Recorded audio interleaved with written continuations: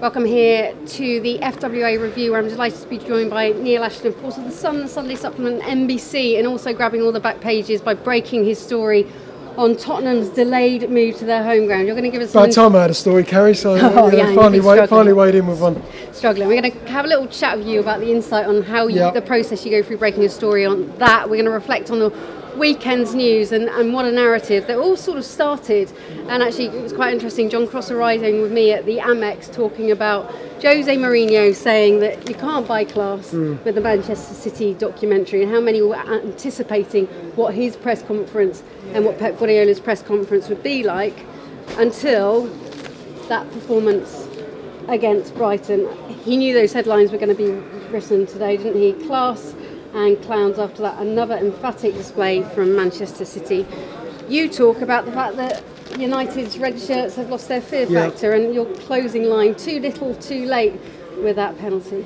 Yeah, it was. Manchester United it's so combustible, it's so volatile at the moment, and it's almost as though all our attention will be on Old Trafford, Mourinho, United, Paul Pogba, the rest of the Manchester United players, because we were both there at the Amex. The performance was abysmal, it was woeful. I saw some bad performances under Louis van Gaal at Manchester United at Old Trafford, when the fans were demanding this kind of relentless attacking drive and verve that we're used to in the past. From we heard that from the fans, didn't we? Yes. Attack again. We did. Yeah. But Manchester United just didn't get going at Brighton. I don't understand how a team that can play Leicester on the opening weekend of the season, don't forget that was a Friday night game, they can win that game, but they then have 8 days preparation before they go to Brighton, that they can then perform in the way that it is. It's just unacceptable. And no matter how Mourinho is managing those players in the situation, for Paul Pogba to admit after the game that his attitude wasn't right. It's the Manchester United captain with the armband on. Think back to the greats who've worn that armband. Roy Keane, Brian Robson, never once heard them talk in those terms. They didn't have the right attitude. Unacceptable for a Manchester United player. There was a sense of premonition, and there feels like a sense of this again, third season syndrome. Written by Jason Burt before this match, Jose Mourinho and his big falling outs through the history of his career. Pogba coming out and talking at the Amex, was that a show of support for Jose Mourinho, or is that him taking a part of the leadership in the dressing room away from him? I thought he was taking responsibility. I think that he's got the armband on. He's the Manchester United captain. He's a senior figure within the club. You know, he's a guy who's got huge status. Juventus, of course, the success he had there. More recently, as a World Cup winner with the France national team, he had a very good World Cup. That's probably some of the most consistent performances of his career in a very short space of time. He's come back to Manchester United. He's been given the armband. He has decided that with the elevated status that he now has as a World Cup winner, as the Manchester United captain, that he has to talk after games. It just surprised me by the tone of the language that he used and the admissions that he made. Is that supporting Jose Mourinho? Sorry, no, because the previous week he scored against Leicester. He took the penalty. He took that decision upon himself. He took the ball off Alexis Sanchez. He said, "This is my responsibility, so I'm going to take it." Then after the game, he said, "If I said what I really wanted to say, I'd be fined." So that's the hint. That's a guy who's saying, "I'm a big player around here. Don't worry. You know, Mourinho, you've done it all. You've been very successful, but hey, there's some big personalities around here. You're one of them, and I'm the other." More to come.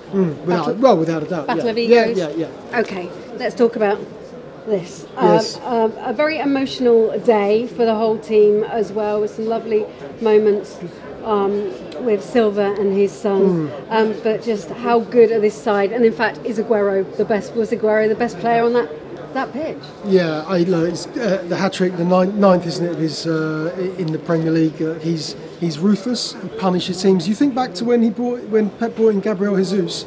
That was the guy he wanted, that he thought was going to be his main striker, and Aguero's on the bench, bridling, bristling a little bit. I'm upset that he was on the substitutes bench. I think there was one game here when Aguero didn't start and Jesus got injured. I don't think there are many players at Aguero's level in terms of their finishing prowess, that when he's in the box just wants to score goals. That's what he's all about. Diego Costa's a similar player. Put him in the box, give him a chance, just wants to take it. Harry Kane's another player, scored at Wembley at the weekend for Tottenham, his first goal in the Premier League and all. Those are the kind of players that they're ruthless in front of the box. You know, Aguero is, undoubtedly, of course, he's a Premier League great, he's a Premier League legend. He's one of Manchester City's all-time greatest players. We're looking at the players, the teams that could perhaps break up what we think would potentially be a two-horse race in this Premier League. Upset then Chelsea and Arsenal in the London derby. You have to remark about what a magnificent athlete Alonso has been. We've seen Hazard go down the wings, but his performance in that match, remarkable. Of course, Hazard as well, coming on off the bench, coming again with another assist. That was strong. Yeah, but I thought, Carrie, that Alonso's performance was, the way he took that goal was a goal that's got confidence. He's a class footballer. There's no doubt about that. But he invited that pressure, and he took it with kind of nonchalantly, a bit of panache about that finish. He said, "Oh, I'm going to strike this. I'm going to put that into the back of the net." Chelsea, look, I think we saw against Manchester City in the Community Shield, there's a bit of a distance here between the two teams, and I know that it was the pre-season, the curtain raiser to the season. But I thought City have showed so far that they are out on their own. The rest of the teams they've got at arm's length. Yeah, and Matt Law breaking down what will be a concern for both those London teams of what he calls a comedy of error in defence. Those teams go that way against a City or a Liverpool team, and you imagine they will be taken apart. Yeah, I just thought Arsenal were playing basketball. I don't know. It's crazy the way they're playing it. Crazy the way they're playing the game, and it's exciting. It's great to see, great to watch. But if you're an Arsenal fan and you see their defence creaking, it's one against one. You just can't you can't do that in the Premier League. You can't do that at any level. You're asking for trouble. And when you've got teams who can punish you, when you've got players like Eden Hazard, who come off the substitutes bench, Giroud coming off the bench for Chelsea that didn't score, but when you've got players of that quality, you start playing that kind of end-to-end football. Yeah, I think you have to be a bit more measured, and I think over time that Unai Emery will just have to relax the way that relax his approach. Otherwise, they're going to get taken apart by the better teams. You're right. Now, all seems calm now at Wembley. King of Wembley, yes. Harry Kane getting his goal in August. Yeah, I'm really pleased with him. He was great tweet, wasn't there, about he's kind of mocking himself about could it be August every day? I can't remember exactly his exact words, but he had a little bit of fun about it because he knows that for whatever reason it is, August has been a slow start to him in the past, and I think with the week that Tottenham had as well, it's a difficult week for them because the pressure on them from the fans, Wembley Stadium, White Hart Lane. I think all those different elements, Carrie, sort of ramped up a bit of pressure going into the weekend. But Wembley's their home now. That's the thing. If it's not their second home, it must feel like their home. Talk to us about those magnificent back pages. I don't have it with me because I put them in the Cotswolds and I didn't bring them back. I'm sorry, I apologise. That's right. I can tell you all about them. You can tell me all about them. When do you press the button on a big story like that, and how hard is it? How much do you have your frog in your throat? That intensity, that feeling of anxiety that I've been doing it a long time now, too long, and it never goes away. You never feel relaxed and calm. Don't have the same, sort of in my younger days, in my youth, punch in the air, running around the room. I can remember when I was talking to someone about it the other day, actually, a friend of mine, and when I lived in Central. I think that's Daniel leaving. We are palace to keep that off for us for a long time, so I'm going to engage the mic. Yes. That kind of anxiety never really goes away, and when you push the button on the story, and I knew, because of experience, told me what would happen, the momentum. I knew that it was going to mushroom over the next sort of, actually minutes, hours, and days. I knew I was prepared for that, and I feel I have some sympathy for Tottenham. I'd love to see their stadium open. They just put too much pressure on themselves to get it open next month for the game against Liverpool. That's actually really all it is. But I also feel sympathy for their supporters who shelled out a lot of money on season tickets, corporate hospitality and what have you, expecting to see their team play Liverpool next month, and they won't. Talking of teams and stadiums and new beginnings, the Women's Super League got underway. Manchester United and some backroom staff said the women did win today against Liverpool. A good start for them. Ultimately, some questions about whether they should be getting all the coverage as they were last to the party, but it does seem to add to the power of this game, doesn't it? That now, I wish you'd spoken to me after the game, because I'd have used that line. The Manchester United's women, at least they won. Look, they've thrown a team together in a short space of time. They made a decision. It felt.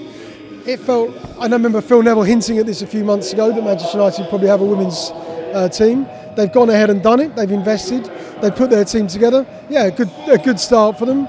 And I think we all recognise the importance and profile that a women's team has being attached to Manchester United and playing under that name, playing under a famous and historic name like Manchester United. And congratulations to the women's under-20s. They have gone out in the semi-final stage. Another indication, though, of what St George's Park is doing as we see Gareth going around the grounds this weekend looking for that English talent. Well, we see that, and we know that having experienced Gareth as the England head coach, particularly at the World Cup, we know his intensity, his desire, his demands.